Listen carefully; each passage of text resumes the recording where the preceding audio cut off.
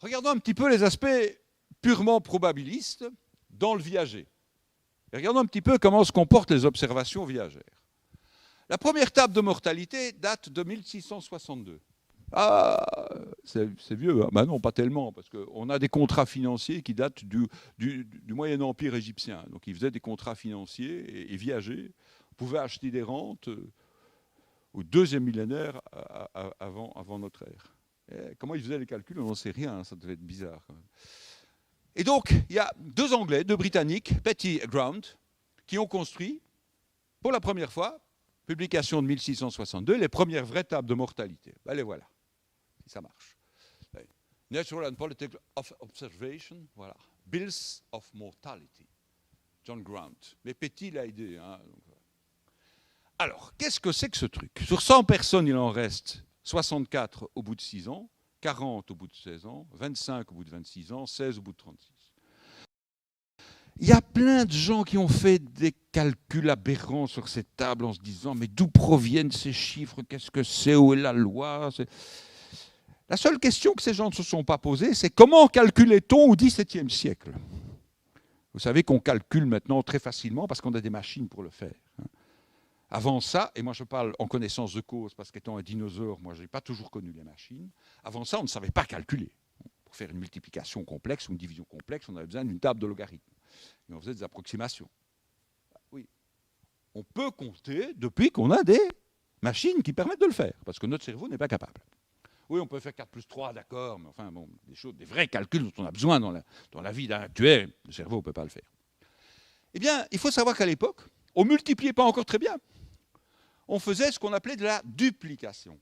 La multiplication par 2. Et vous partez sur 100 personnes, au bout de 6 ans, il y en a 64. Ben, si on regarde 100 et qu'on multiplie par 2 6 fois, ben, on trouve 6400. 100, 200, 400, 800, 1600, 3200, 6400. OK. Et puis on supprime les deux zéros, on a 64. Et si on continue à le faire? Ben, 64, ben, on est à 128, 256, 512, 1024, 2048, 4096. Ah, 4096, si on divise par 100. Mais à l'époque, on divisait par 100 sans arrondir, on supprime le 96. Hop, 4096, je regarde les deux premières valeurs, 40, on y est. On va continuer.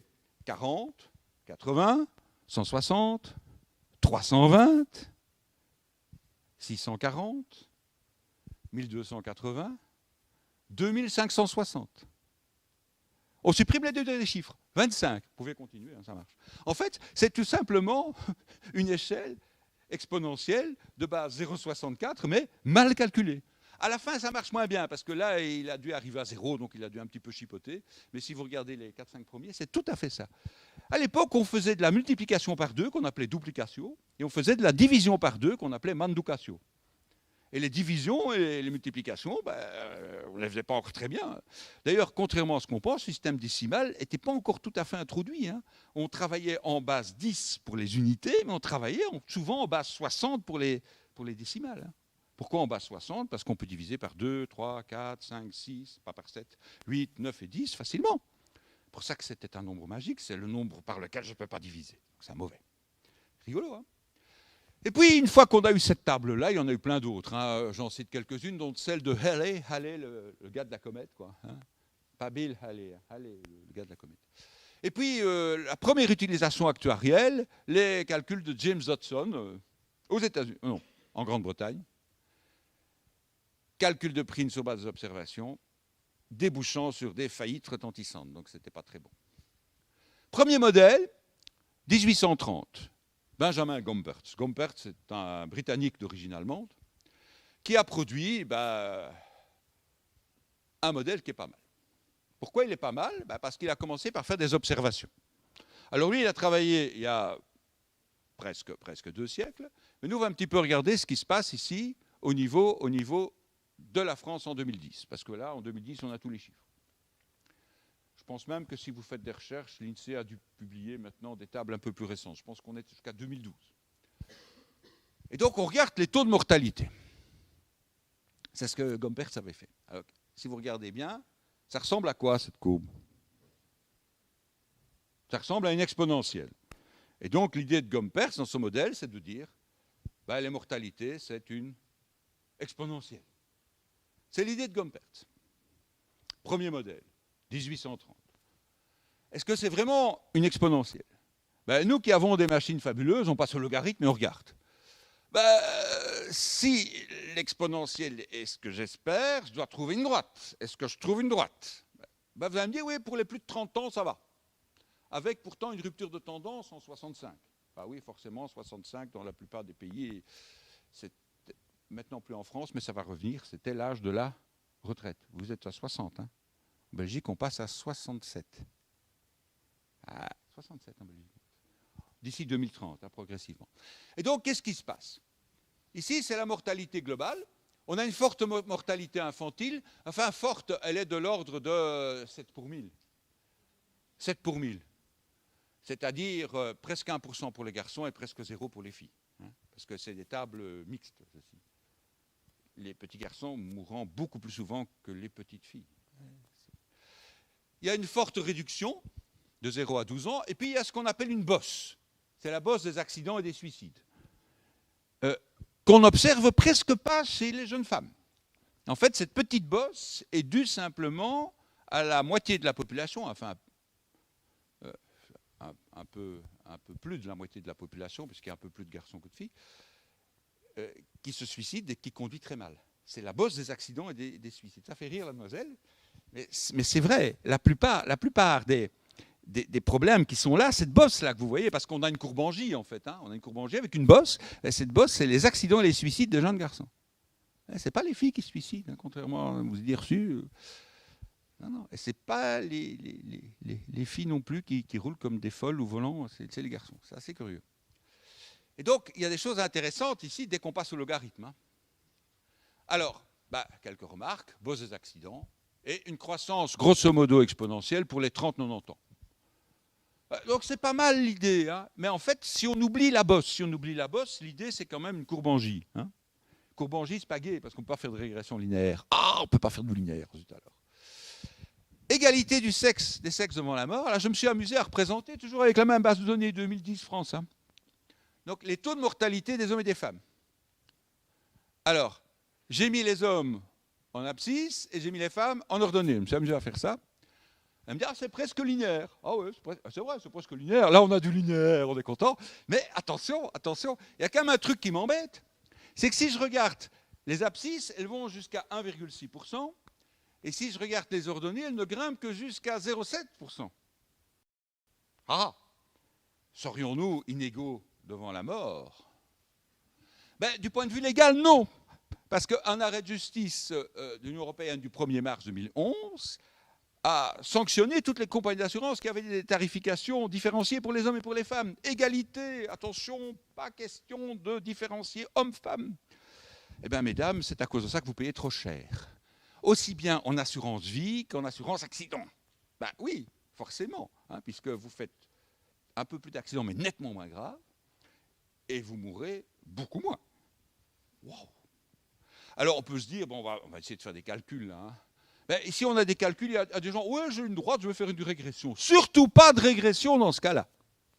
Ça, c'est encore une fois le réflexe, j'ai entendu, oh, une droite, régression. Non, je ne peux pas faire de régression parce que je n'ai pas une variable explicative et une variable dépendante. J'ai deux variables, peut-être dépendantes, mais en tout cas, il n'y en a pas une qui explique l'autre. Donc, je me tourne vers les travaux de Pearson, l'abominable statisticien du début du XXe siècle. Oui, c'est un sale type, hein, oh, si, il était partisan de l'eugénisme. Non, c'était... Vous savez, les grands statisticiens du 19e et du début du 20e étaient d'horribles bons hommes. Hein. En Belgique, le plus grand des statisticiens était un type abominable, Adolphe Quetelet, remarquable au niveau de son aspect scientifique, mais un homme abominable. Il considérait que tous les humains différents devaient être éliminés. Oui, tous les matheux ne sont pas des gens sympas, hein. Ils ne sont pas actuaires tous. Hein. Alors, le best fit, c'est-à-dire le meilleur ajustement possible, c'est l'égalité entre les variables réduites, donc variable moins moyenne sur écart type, et ça donne Y, taux de mortalité des femmes, égale 0,43 fois X, taux de mortalité des hommes. Donc, le taux de mortalité des dames, dans la tranche des 30-90 ans, c'est 43% du taux de mortalité des hommes. OK, messieurs, le sexe fort, c'est pas nous. Alors, comment va-t-on un petit peu modéliser tout ça maintenant? Ben, l'idée, c'est de se dire qu'on va travailler comme Grant et Patty avec des tables de survivants. Alors, partout dans le monde, on appelle ces tables les tables de L, sauf en France, où on appelle ça la table de S, parce que c'est persons left, et en français, c'est table des survivants. Donc, partout dans le monde, vous allez voir LX comme table, sauf en France, où on voit SX. C'est pour ça que j'ai changé, vous voyez, j'ai mis des S, oui, c'est chouette. Et donc, on va essayer, à partir d'une population fictive de départ, de regarder quels sont les survivants. Ben, comme avait fait Grant et Patty, tout à fait. Et on va définir un taux instantané de mortalité. Qu'est-ce que le taux instantané? Ben, c'est le nombre de morts, SX moins SX plus delta X, relativement au nombre de vivants au départ, donc j'ai un taux de mortalité, mais par unité de temps, donc je divise par delta X, et je veux l'instantanéité, donc je fais tendre delta X vers 0. Et donc j'ai encore une fois une quadif que je vais essayer de résoudre. L'idée de Gompertz, c'est de dire que ce taux μx était une exponentielle. Ça ne marchait pas bien. En 1860, William Makeham, un actuaire britannique, corrige et dit il y a moyen de faire mieux, il y a moyen de considérer qu'il y a un taux de décès accidentel qui est constant pour l'âge, grand A, et un taux de décès dû au vieillissement qui est une exponentielle. Et donc on a là le premier bon modèle d'actuariat, 1860. Une constante plus une exponentielle. Ce qui donne pour la table des survivants un truc qui n'est pas tellement sympathique parce que c'est une exponentielle négative d'exponentielle. Et ça, le nombre de gens qui se plantent quand on a une exponentielle d'exponentielle, c'est assez amusant, parce que j'ai même vu des professeurs d'université qui se trompaient en disant « mais ça n'existe pas, enfin, A exposant B exposant C, c'est A exposant B exposant C ». Mais non, c'est pas la même chose. Ça dépend où on met la parenthèse. Donc ici, on a une exponentielle négative d'exponentielle. Et qu'est-ce que ça permet de démontrer? Un truc absolument génial, c'est que les probabilités de survie ont exactement même structure que les processus d'actualisation. Ah, c'est quoi l'actualisation? C'est la capitalisation vers le passé. Ah oui. Et donc, au lieu d'avoir E exposant moins l'intégrale de R, on a E exposant moins l'intégrale de mu, taux de mortalité.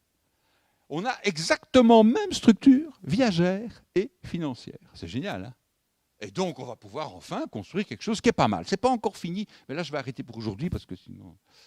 Voilà un processus de capitalisation qu'on peut utiliser dans le cadre de l'actuariat viager. Les taux de mortalité sont-ils constants? Voilà les hommes. Là, on voit les bosses sont plus grandes. Hein. Ça, c'est rien que les hommes en France, entre 1980 et 2010. Là, les bosses sont grosses. Hein. Et on constate en tout cas que le taux diminue régulièrement. Donc, il faut travailler, il faut construire des modèles évolutifs. Il y a tout un champ de recherche. Et donc là, encore une fois, on attend les chercheurs, hein, parce que les mortalités prospectives, il y a toute une série d'articles qui sont publiés, mais aucun ne marche. Aucune théorie actuelle ne donne des résultats qui sont vraiment utilisables. Et d'ailleurs, j'ai participé à un groupe de recherche en Belgique. On a proposé ça au législateur qui nous a dit non, on va garder ce qu'on a parce que c'est vraiment un truc qui n'est pas mieux et qui est beaucoup plus compliqué. Alors, au niveau des accidents, alors j'ai ici une statistique française d'avant le permis à points. Les statistiques après sont plus intéressantes. Donc 1, 2, 3, 0, 1, 2, 3, 4, 5 accidents, nombre d'assurés, nombre d'accidents, on a à peu près sur 450 000 assurés, 81 000 accidents par an. L'idée, c'est d'utiliser une distribution d'événements rares. Et donc de se dire, il y a un certain taux d'accidents par an, ici à peu près 16-17% en France, avant le permis à points, maintenant c'est la moitié. Hein. Pour un intervalle, la probabilité va valoir un intervalle court, plus court, lambda delta t. La probabilité d'avoir un accident par an, c'est 17%, par mois, c'est 12 fois moins, par semaine, c'est 52 fois moins, et par jour, c'est 365 fois moins. Et donc, on va construire une distribution binomiale. Les distributions binomiales sont généralement écrites avec des factoriels. C'est une aberration, hein, parce que ça ne marche jamais. Parce que la factorielle tend vers plus l'infini. Et de l'autre côté, vous avez des exponentielles de base inférieure à 1 qui tendent vers 0. Donc, quand on a ça, la première expression, on ne peut rien calculer en général. Hein, pourvu que delta t soit un petit peu petit, que n soit un petit peu grand, c'est incalculable. Hein. Ou alors, c'est calculable avec un niveau d'erreur. C'est pour ça qu'on utilise des distributions approchées. Par contre, si on simplifie, là, ça devient calculable. Ça devient calculable parce que moi, ce qui m'intéresse, c'est la probabilité de faire 0 accident, 1 accident, 2 accidents, et c'est tout. Moi, je n'ai pas besoin du reste, moi. Et ça, c'est facile à calculer. Et vous allez me dire, delta t, qu'est-ce que c'est? Delta t, c'est 1/365e, puisque je vais travailler par jour. Lambda, qu'est-ce que c'est? C'est le taux d'accident observé, c'est 17%. Et donc, si je regarde ce qui se passe, ben voilà, ça s'est relativisé en fréquence, le même exemple que tout à l'heure, les 17,8% d'accidents. Ben, je regarde une chose, c'est qu'en utilisant le modèle binomial, il est parfaitement calculable. Il est calculable, mais il n'est pas bon. Parce que les fréquences, quel que soit le choix, mois, semaine ou année, 12, 52, 365, les fréquences sont toujours sous-évaluées pour un accident, 15, 14,9, 14,9, 13,6, et manifestement, il y a un problème. Là, je devrais avoir moins de personnes qui ont un accident, mais je devrais en avoir beaucoup plus qui en ont 2, 3, 4, 5. Puisque regardez, au niveau de 5 accidents, tous les modèles donnent 1 sur 1 million, et moi, j'en observe 51 sur 1 million. Donc le modèle ne marche pas. Wow! Pourtant, c'est le modèle qui est utilisé. Alors, Poisson, Siméon Denis Poisson, chirurgien raté, il tuait tous ses malades. Mais très bon mathématicien. C'est pas une blague, il tuait tous ses malades. Si. Chirurgien raté, il était très mauvais. Chaque fois qu'il opérait quelqu'un, c'est pour ça qu'il est devenu mathématicien. Donc, il y a des gens qui étaient chirurgiens et qui ont tué tous leurs malades, peut-être dans l'auditoire, ils vont devenir de bons mathématiciens. Et donc, il va faire un passage à la limite. Ça, c'est le théorème de Poisson. Je vais passer. Ça ne marche pas mieux. Que vous utilisiez la distribution binomiale ou Poisson, ça marche aussi mal. Qu'est-ce qu'il faut faire? Il faut faire de la recherche. Il faut introduire des distributions un petit peu plus rigolotes, qui sont les distributions mélange. Donc, on a un nombre d'accidents qui est une variable, et on a un taux moyen d'accident qui est une seconde variable. Ah oui, parce que chacun d'entre vous a une probabilité d'accident différente. Il y a des gens qui conduisent bien, prudemment, il y a des gens qui conduisent comme des fous. Je ne sais pas qui est qui, ça m'est égal. Et donc, chacun a un lambda. Et donc, ces lambdas sont distribués d'une certaine façon. Ce que moi, j'observe comme probabilité d'accident, c'est une moyenne des probabilités d'accident de chacun d'entre vous, selon une certaine distribution de mon portefeuille. Alors là, c'est un petit exemple, je passe. Et on peut jouer, et ça c'est très chouette, parce qu'il y a plein de travail à faire au niveau de la recherche avec toutes les distributions Poisson-mélange. On peut mettre une exponentielle négative, on peut mettre une V-bulle, on peut mettre une Erlang, une binomiale, une inverse normale, une Pareto. On peut mettre toutes les distributions de probabilité à valeur dans les réels positifs, hop, et regardez, ça donne au niveau des mélanges. Et alors, ce qui est embêtant, c'est que chaque pays a ses propres normes, ses propres modèles, et qu'il n'y a pas encore le modèle universel. Donc, on vous attend au niveau de la recherche. Alors voilà.